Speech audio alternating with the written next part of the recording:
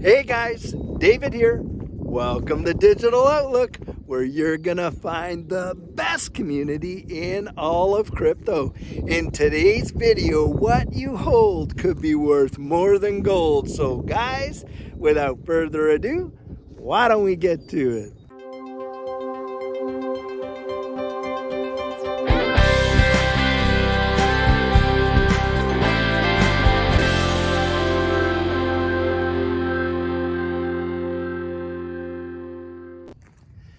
Guys, as many of you know, we're just watching this current global fiat system implode right before our very eyes. I mean, here we're hearing about today Deutsche Bank crashing so bad that their stock price is literally falling to the floor. And there you got Janet Yellen out there trying to scramble as fast as she can to kind of coordinate folks to hopefully kind of stem the tide. I mean, literally the powers that be are out there peeing their pants, let alone these big time investment bankers, and it is really bad.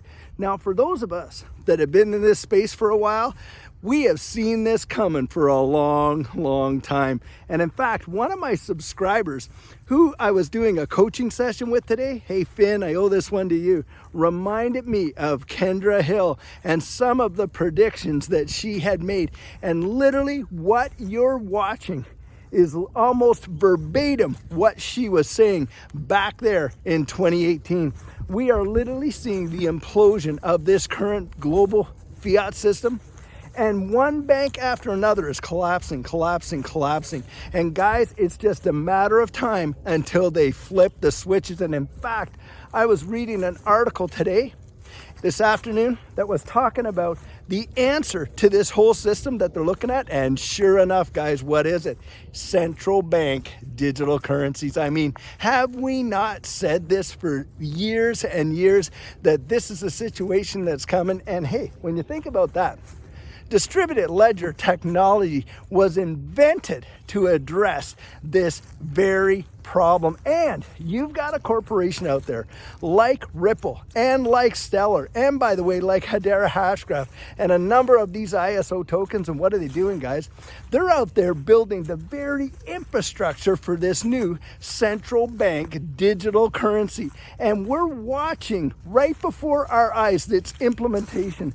And in this article, they were suggesting that, hey, the salvation for the world with respect to this global liquidity crisis is going to be the adoption and implementation of all of these central bank digital currencies.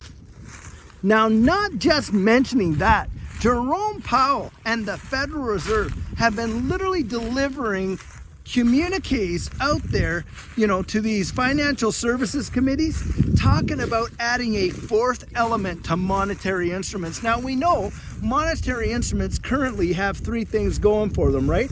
They're a store of value, they're a unit of account, and they're a medium of exchange. And now what they want to do is a method of social control. Can you believe that? And how do you think they're going to apply that, guys? Well, they're talking about the issuance of central bank digital currencies to apply that, aren't they? And what do you think they're thinking of, guys? They're thinking of, hey, we can program our monetary policy right into these CBDCs, and we can literally control the social agenda. If we need to create money and lots of it fast, well, we can do that. If we need to delete money and a lot of it fast, we can do that. What can we put an end to, guys? They can put an end to runs on the bank, can't they? They can put an end to, an underground economy, can't they? They can do a whole lot with central bank digital currencies. Now, having said that, you got Tom Emmer out there, and what's he trying to do? Well, he's trying to put out there a bill that will not allow them to actually, trespass our anonymity like what we have with cash. And we need to get behind that kind of regulatory clarity, that kind of institution of these CBDCs, because guys, if we don't, then we're just acquiescing to whatever they give us. And I'll tell you what, some of these powers that be would absolutely love to see a situation where not only can they control the supply of money like they do now with the Federal Reserve, but they can control literally how your life is changed by it in such a way as to manipulate it right while it's sitting in your pocket. Imagine that. And that is absolutely terrifying. Now, having said that, what do we see when we look at XRP or we look at an ecosystem like the XRP ledger? Well, hey, is XRP a store of value? It is, isn't it? What about a medium, a unit of account? Well, there's a million drops to each XRP, isn't it? And what about a medium of exchange? Well, you better believe it. People are buying and selling goods and services. And on top of that, some folks are actually being paid right now in the United States and around the world using XRP. They get their salary in XRP. Now, what isn't there with XRP? Because those are the monetary instruments. Well, there's no social controls, are there, guys? I'm telling you what. You see a situation where CBDCs, central bank digital currencies, come out and they have all of these social controls, a fourth element to a monetary instrument employed in there. People are definitely going to look for alternative means of trade. Because why? Our anonymity is important to us. Our personal sovereignty is important to us. And none of us have acquiesced to a government to literally control how we think, feel, and behave. That is not the kind of liberty that we believe in these Western countries, is it? Not even close. In fact, we elect individuals to go out there and represent us, not to go out there to be our dictators. That is for sure. That is the whole point of a Westminster system. That is the whole point of a free system like in the Congress and things like that. At least that's what it's supposed to be now. Is it that? Has it been that? Well, sometimes, guys, it sure doesn't feel like it, does it? But that is what it's supposed to be. Those were the ideals that these constitutions upheld. And guys, I'm telling you what, we need to hold a lot of these politicians' feet to the fire that are not upholding the heart and the tenor of what the Constitution really is. And not just here in the United States, but around the world and in the Commonwealth. Guys, the Magna Carta, let's remember, that done away with that whole divine right of kings, that came out of Great Britain. And we've got to follow through. And that was like the grandfather to a lot of these constitutions. Let's not forget. We do not want to take steps back into that kind of a totalitarian type of existence. But I'll tell you, there's those old sayings, he who holds the gold makes the rules. That's the golden rule according to the way the world is. And so, guys, we got to be thinking about that down the road. And you think about what you're holding right now, and you look at the value of that asset as it is today. Right now, it's pennies. But I'm telling you, a day's going to come, in my belief, that people are going to look back and they are going to be in awe that we were able to buy XRP under $1. Even at $1, they are going to be absolutely blown away. Why? Because, guys, its utility is second to none, and what it can accomplish. And we're right now in the process of seeing different applications that are allowing smart contracts to operate on the XRP ledger, which is going to literally blow the doors off of this ecosystem and cause such adoption. It is going to be truly mesmerizing. Just wait and see. Not only that, we have been waiting for and looking at the legal clarity for XRP. And they know, guys, they have to give it to us. I mean, look at the decisions that have already come down in this space against the SEC. Even though they've been going hardcore with this regulation by enforcement. Well, they look at the library case as a win because they got the founders to pay a fine. But let's be honest, guys, that was a massive loss when you consider the fact that the library token itself was deemed not to be a security in the secondary market. What a boon for the XRP ecosystem. Then you got this Voyager case, and they're out arguing against the very people, mind you, that they're out there supposedly to protect. Because, hey, all those people that lost in Voyager, when Binance US came in there and said, hey, we're willing to pick up Voyager's assets, the SEC steps in and said, oh, no, you don't, blah, blah, blah, blah, blah, blah. Even though that was going to hurt all of the investors in Voyager, all the people that had stuff on deposit there. The judge comes out and literally says, look at here.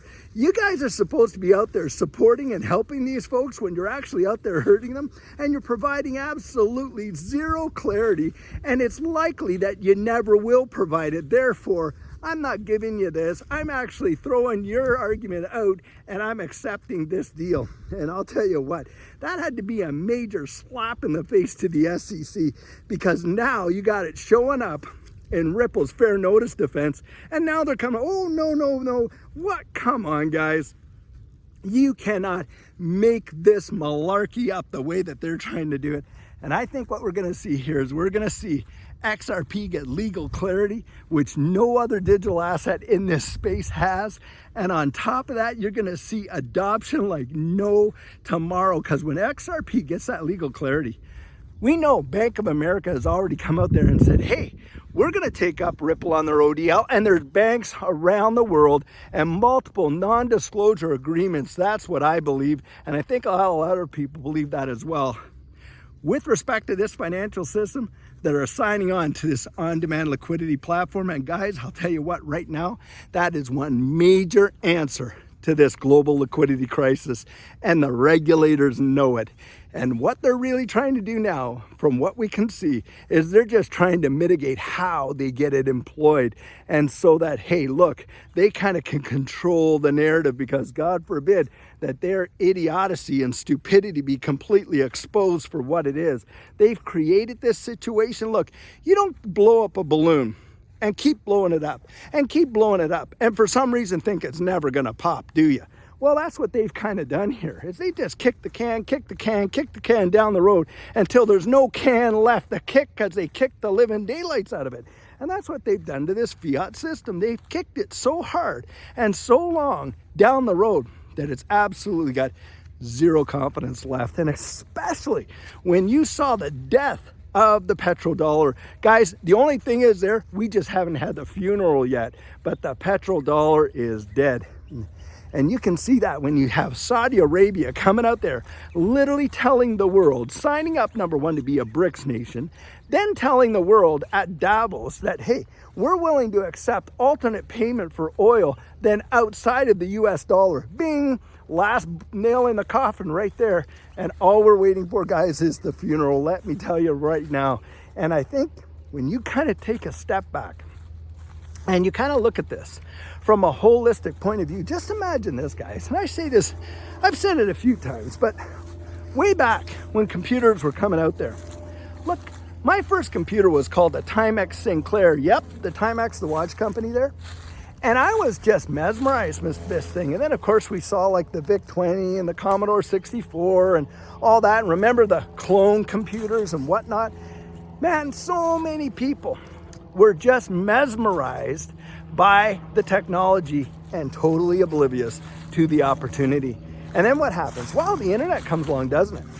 And boy, I'll tell you what, we love to make movies about it. You Got Mail and on and on and on and this and that. And we love the convenience of it and all that. Majority of people didn't even see the opportunity, couldn't even fathom it. And we literally saw major companies come out of that. Look at Amazon. Just a few $1,000 back in the day would have made you a multi-millionaire today.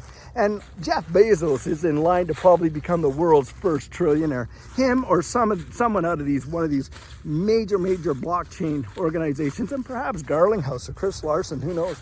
But needless to say, he's way up there, way bigger than when he was starting out his garage, didn't he? Now, something I love to bring up is this. There I was, a special enforcement officer, during the time Bitcoin was coming out and what. And my son, he brings me this, application when Facebook was starting to get popular there. Now I'm looking at this thing, I'm thinking, who in their right mind would give up their anonymity? Because there I was investigating and finding people all over the place that didn't want to be found, of course. And then, you've got this whole application where people are telling you 101 of their closest friends. I'm thinking, this is going to go nowhere. No one can be that naive. Boy, was I ever wrong. I'll tell you what. Well, guys, take a look at the use case for distributed ledger technology and just think to yourself, you think it's going anywhere? when you got the Bank of England literally coming out and telling you about the, their central bank digital currency. You got, the Federal Reserve talking about their central bank digital currency. You're literally seeing use cases around the world with digital IDs and healthcare information. And, Bank of America just coming out talking about the fractional ownership of vehicles and NFTs and how that's going to take place with title ownership of property and all that.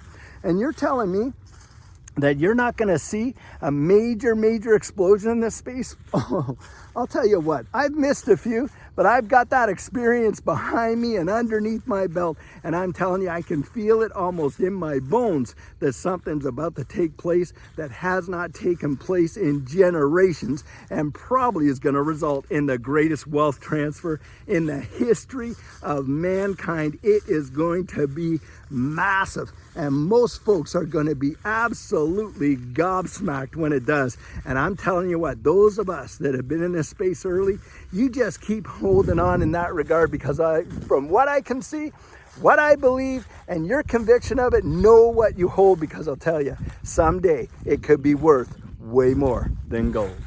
So guys, I got some great news with respect to our coaching program. During our live stream tomorrow, where we're celebrating our 20,000 subscriber milestone, we're giving away a free coaching session. And how we're gonna do it is, you guys pick a number 1 to 1,000.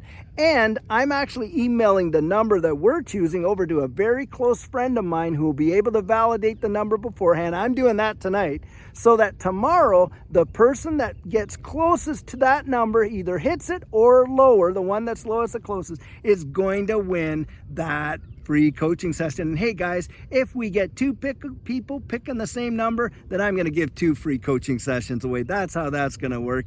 And for those of you who don't know what our coaching program is, that is where you and I can meet personally one-on-one for 1 hour over Zoom. And during that time, I share with you our personal journey in that last bull run and what enabled Judy and I to experience some major financial gains. I go over the mistakes we made so that you don't have to fall into the same pitfalls we did. We take a look at your portfolio and make sure that it's balanced towards your goals. And we work together to develop your exit strategy. We can even get your assets off an exchange and onto a hardware wallet, along with delivering to you some amazing techniques that will really help you in this space. Now, the cost of that is $250, and if that's something that interests you, you write me right there at coaching@thedigitaloutlook.com, and we'll get you all booked in. So guys, this is the video I have for you today, and as always, I truly hope that you enjoyed it. Now, I want to invite you to join the conversation and drop your comments right down there in the comments section.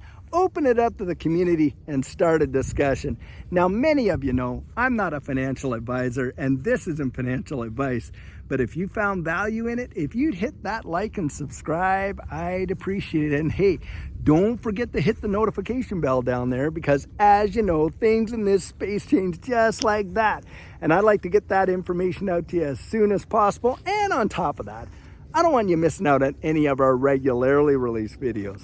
Now, if you're one of the thousands of people who've been watching these videos, but you haven't yet subscribed, would you do the channel a favor and join this community? We'd really love to have you on board. So, in the meantime, and in between time, stay safe, be blessed, and I'll catch you in the next one.